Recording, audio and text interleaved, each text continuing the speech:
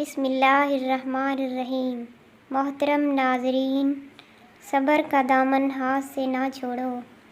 ہر کام آسان ہونے سے پہلے مشکل ہوتا ہے۔ کسی کو اچھے عمل سے دلی خوشی دینا 1000 سجدے کرنے سے بہتر ہے۔ میرے پاس وقت نہیں ان لوگوں سے نفرت کرنے کا جو مجھ سے نفرت کرتے ہیں، کیونکہ میں مصروف رہتا ہوں ان لوگوں میں جو مجھ سے محبت کرتے ہیں۔ تعجب ہے اللہ اپنی اتنی ساری مخلوق میں سے مجھے نہیں بھولتا، اور میرا تو ایک ہی اللہ ہے اور میں اسے بھول جاتا ہوں۔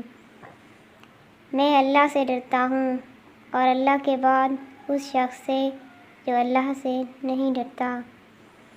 فتنہ انگیز سچائی سے مسلط آمیز جھوٹ بہتر ہے۔ روئے زمین پر اکثریت میں ایسے لوگ ہیں جو دکھ، تکلیف، اذیت، فریب اور دھوکہ تو انسانوں کو دیتے ہیں اور معافی اللہ سے مانگتے ہیں۔ تمہارے اخلاق کی قدر بھی لوگ اس وقت تک کرتے ہیں جب تمہارے پاس دولت ہو۔ غریب کتنا ہی خوش اخلاق ہو، لوگ اس کے اخلاق کو اس کی مجبوری سمجھتے ہیں۔ میرے اچھے وقت نے دنیا کو بتایا کہ میں کیسا ہوں، اور میرے برے وقت نے مجھے بتایا کہ دنیا کیسی ہے۔ اگر تم چاہتے ہو کہ تمہارا نام باقی رہے تو اپنی اولاد کو اچھے اخلاق سکھاؤ۔ تو نیک ہو اور لوگ تجھے برا کہیں، یہ اس سے اچھا ہے کہ تو برا ہو اور لوگ تجھے نیک کہیں۔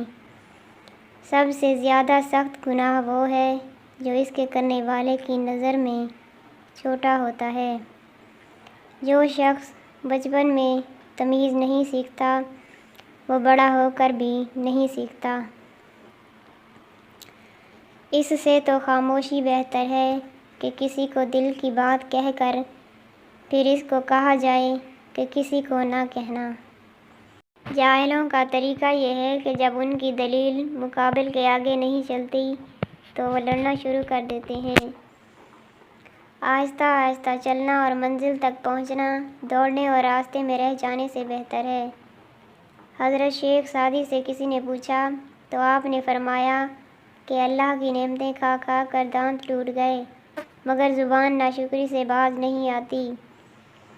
کتنے ہی لوگ ایسے ہیں جو زمین پر مشہور مگر آسمان پر گمنام ہیں، اور کتنے ہی لوگ ایسے ہیں جو زمین پر گمنام اور آسمان پر مشہور ہیں۔